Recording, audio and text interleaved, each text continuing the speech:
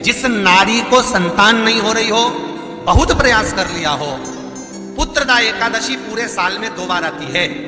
एक श्रावण के महीने में आती है, दूसरी पौषाधिक्रम में आती है। श्रावण के महीने की जो पुत्रदा एकादशी होती है, ये संतान की वृद्धि करने वाली होती है। शंकर जी के मंदिर में जाकर, भगवान शिव के मंदिर में पूजन करके घी का 1 कटोरी में घी और 1 कटोरी में खीर शंकर के सामने रख देते हैं। भगवान शंकर के मंदिर पर चौखट पर घी का दिया लगा देते हैं। शंकर जी की चढ़ी हुई 1 बेलपत्र साथ में रखें और 1 बेलपत्र को उठाकर शंकर जी के मंदिर की चौखट पे ही बैठकर चबा चबा कर खा लेते हैं।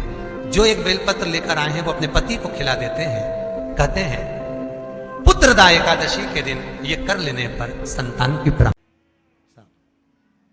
शिव महापुराण की कथा कहती है, आप अगर विश्वास रखे हो,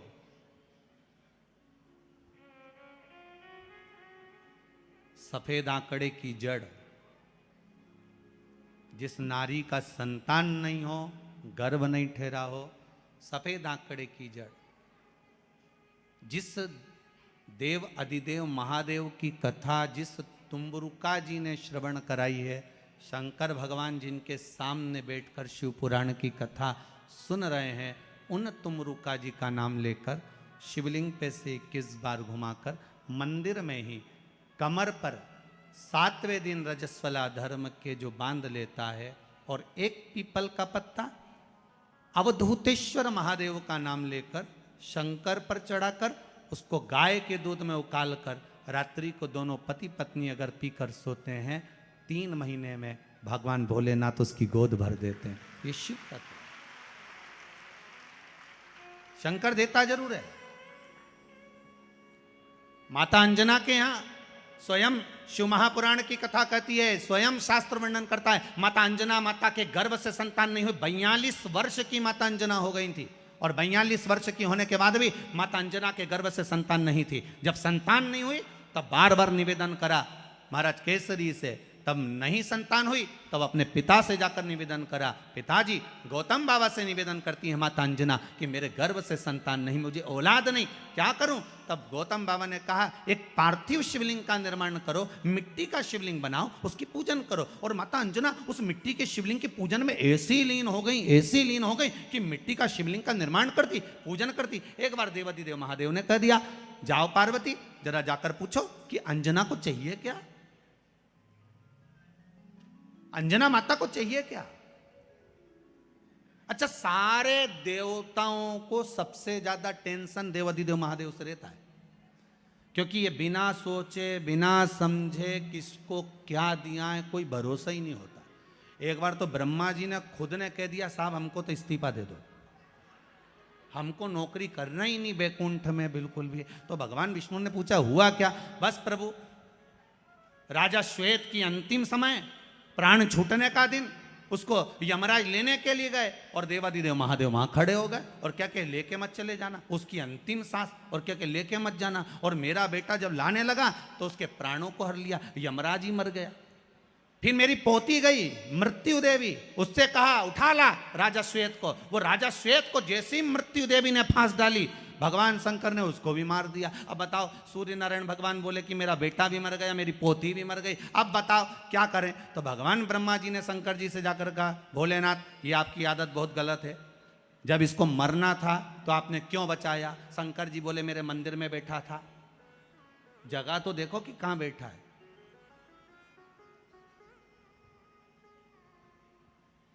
ब्रह्मा जी ने भगवान विष्णु से कहा हमको ये काम नहीं करना, आप तो हमारा इस्तीफा स्वीकार करो। भगवान विष्णु ने शंकर जी से कहा, भोलेनाथ जी अब इनके बेटे को, सूर्य नारायण के पुत्र को और पोती को जीवित करो। शंकर भगवान करे एक शर्त पर जीवित करूंगा, जहां मेरा भजन हो रहा हो, जहां मेरी कथा हो रही हो, अगर कोई महामृत्युंजय मंत्र का जाप कर रहा हो, श्री शिवाय नमस्तुभ्यम जप रहा हो, शंकर का पंचाक्षर मंत्र नमः शिवाय जप रहा हो, शंकर जी कहते हैं उस समय पर मृत्यु उसको ना घेरे। तो इतने में सूर्य नारायण भगवान कहते हैं शपथ लेता हूँ, संकल्प लेता हूँ, जहाँ आपका नाम होगा, अगर पृथ्वी पर कोई मरने का भी समय आ गया तो पहले आपसे पूछा जाएगा उठा ले। तुम बोलोगे तो बात दूसरी है। शंकर जी बोले हम बताएंगे तो उठाना, हम बोल दें अगर ये शंकर जी का नाम जप रही है और पड़ोसन नी जप रही है तो हम इशारा कर देंगे बाजू वाली को उठा लो। तुम टेंशन मत लेना, तुम तो शिव जपो। अब क्या सोचना, अब सोचो क्या।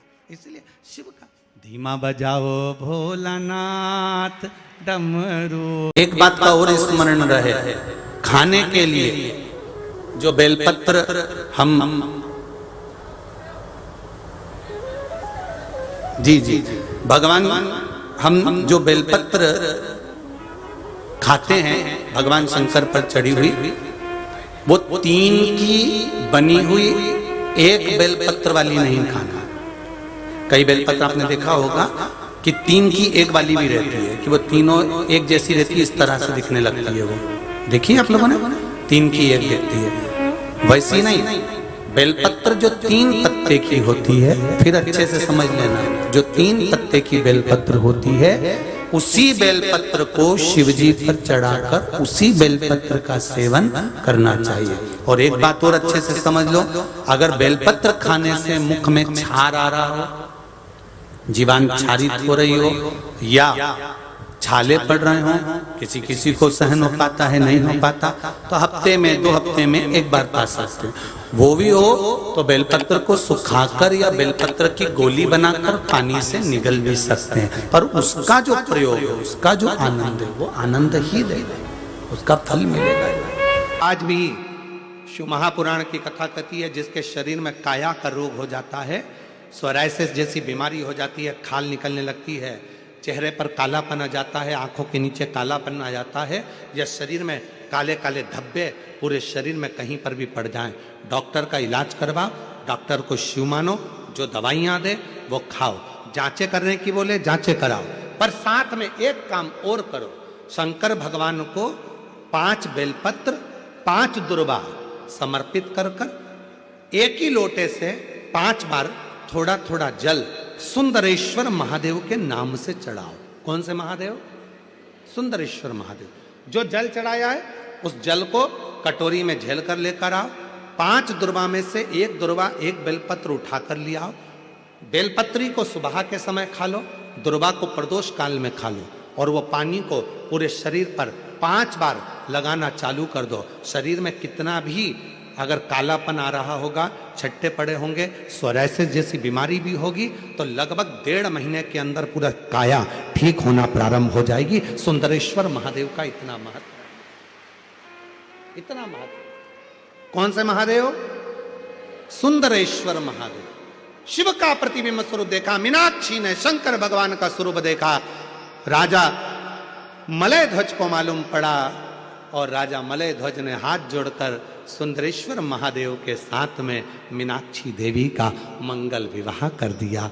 जब सुंदरेश्वर महादेव के पास में मीनाक्षी जी आई तो शिव जी ने कहा, ए मीनाक्षी, याद करो तुम पार्वती हो, मेरे करीब में बैठकर मेरे त्रिगुणाकार स्वरूप का वर्णन कर रही थी, तुम्हारे मन में भाव आ गया था कि त्रिगुणाकार प्रभु के लिए मैं भी त्रिगुणाकार कोई स्वरूप धारण करूं, इसलिए तुम्हारा जन्म मलय ध्वज के घर में हुआ और तुम्हारे 3 स्तन हुए। 3 स्तन होने पर तुम्हारा 1 स्तन मुझे देखकर नीचे गिरा और तुम मुझे सुंदरेश्वर महादेव के रूप में प्राप्त कर ली। हे मीनाक्षी, संसार सागर के उद्धार के लिए तुम मीनाक्षी के रूप में पूजाओगी और मैं सुंदरेश्वर महादेव के रूप में पूजाऊंगा। तमिलनाडु का वो पवित्र मदुरई का मीनाक्षी मंदिर आज भी 7 अजूबों में एक अजूबा है, जहां मीनाक्षी देवी और सुंदरेश्वर महादेव का पूजन होता है, जहां दुनिया के लोग दर्शन करने के लिए जाते हैं, आज भी दर्शन के लिए पहुंचते हैं। शिव का वो स्वरूप, मीनाक्षी देवी का वो स्वरूप, लोग जाते जरूर हैं। कहां गए थे? मदुरई गए थे। कहां गए थे? तमिलनाडु में मदुरई में मीनाक्षी मंदिर गए थे दर्शन करने का। इतना बड़ा मंदिर, 7 अजूबों में एक मंदिर। कभी मदुरई के उस मीनाक्षी मंदिर का इतिहास थोड़ा तो स्मरण में लाओ कि आखिर मीनाक्षी देवी थी कौन, सुंदरेश्वर महादेव थे कौन, क्यों प्रकट हुए, क्या कारण बन गया था कि माता मीनाक्षी के 3 स्तन हो गए थे, कारण क्या बन गया था, उसका स्मरण अपनी बुद्धि में होना चाहिए। आने वाली पीढ़ी, आने वाले बच्चे जब मदुरई जाएंगे तो आप उनको बता सकती हो कि यह मीनाक्षी देवी का मंदिर है जो माँ पार्वती का स्वरूप था, त्रिगुणाकार प्रभु के लिए त्रिगुण स्वरूप धारण करा था, इसलिए इनके 3 स्तन हो गए थे। बच्चे पूछेंगे मम्मी ये कौन सी माता है जिनके 3 स्तनों का दर्शन होता है, बताना पड़ेगा आपको कि त्रिगुणाकार प्रभु के लिए त्रिगुणाकार स्वरूप धारण करने वाली वो मां मीनाक्षी थी, वो माता मीनाक्षी का स्वरूप था। त्रिगुणाकार प्रभु के लिए। मेरी जीजियों, कभी कभी जिस व्यक्ति के शरीर का ताप नहीं उतर रहा, ताप मतलब बुखार, बुखार उतर ही नहीं रहा, डॉक्टर अपना काम कर रहे हैं, उनको करने दो, क्योंकि डॉक्टर शिव का रूप है। डॉक्टर दवाइयां दे रहे हैं, देने दो, डॉक्टर शंकर का रूप है। वो जांच का बोले जांच कराओ, दवाई का बोले दवाई खाओ, सब कुछ करो। उसके बाद भी अगर आधी रात को कोई डॉक्टर नहीं मिल रहा है और बहुत तेज बुखार शरीर में चढ़ गया है, बहुत तेज बुखार चढ़ गया, बहुत तेज। महाराज, एक यदि बहुत तेज बुखार चढ़ गया है और उतर ही नहीं रहा और उस समय पर कोई अपने दवाई भी दे दी, सब कुछ कर लिया, पर फिर भी वो बुखार उतरने को तैयार नहीं, तो अपने ही घर में जो भी शंकर का शिवलिंग हो, जो भी शिवलिंग, उसको तुरंत एक पात्र में रख लीजिए और हाथ में 2 कटोरी में या 2 पात्र में जल ले लीजिए और भगवान शंकर का नटराज रूप का दर्शन करिए। अपनी बुद्धि में नटराज भगवान का स्मरण करो कि जो चारों तरफ नटराज जी के अग्नि है, चारों तरफ। आप लोगों ने नटराज मूर्ति का दर्शन करा है कि नहीं करा? किस किस ने करा है जरा बोलो? सबने करा है ना? नटराज भगवान के नत्य की मूर्ति में चारों तरफ अग्नि का गोला है, चारों तरफ। नटराज भगवान का, नटकेश्वर महादेव का स्मरण कर कर दोनों कटोरी में जो जल है या पात्र में जल है, उसको धीरे धीरे शंकर भगवान पर, नटराज भगवान के चारों तरफ जो ज्वाला है, अग्नि है, उसका स्मरण कर कर चढ़ा दीजिए। शिवलिंग को उठाकर वापिस अपनी जगह पर रख दीजिए। जो कटोरी में जल इकट्ठा हुआ है प्लेट में, उसमें एक वस्त्र गीला कर लो और उसी वस्त्र को गीला करने के बाद एक चावल का दाना उस पात्र में डालकर रख दो जिसमें पानी था। उस वस्त्र को गीला कर कर उस बच्चे के पूरे शरीर पर 3 बार, या जिसको भी बुखार हो, महिला पुरुष, उसके शरीर को 3 बार, आधे घंटे के अंदर 3 बार उसको धीरे धीरे धीरे धीरे नटराज भगवान का स्मरण कर कर, नटकेश्वर महादेव का स्मरण कर कर उसको पोंछ दीजिए। 7 से 8 मिनट के अंदर उसका बुखार पूरा उतरना प्रारंभ हो जाता है। वो ज्वाला अपने आप धीरे धीरे शांत होने लगती है। अपने दवाइयां जरूर लेना, डॉक्टर को जरूर दिखाना, क्योंकि डॉक्टर शिव का रूप है, पर उसके साथ में नटकेश्वर महादेव का स्मरण भी कर। आइए, नटकेश्वर।